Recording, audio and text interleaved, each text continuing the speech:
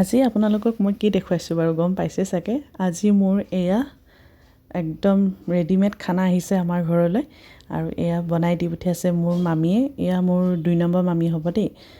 তাৰপিছতে এয়া ৰুটি ফুলা ফুলা ৰুচি মানে এটা হটকেছত ভৰাই পঠিয়াইছে। সেইখিনিতো দেখিলে ডাঙৰ হটকেছত দিছে আৰু এয়া দিছে চাওক বুট দালি। ইমানেই টেষ্টি খাবলৈ মই কি ক'ম মানে আপোনালোকক কৈছোঁ নহয়। খোৱাৰ পিছতহে মই ভিডিঅ' বনাইছোঁ। পিছে মই ইমানেই বেছি এক্সাইটেড হৈ গৈছোঁ, মই নহয় আৰু ছোৱালীৰ ভিডিঅ' কৰাত লাগি গৈছে। তাৰপিছতে আৰু এফালে দেখুৱাম দেই।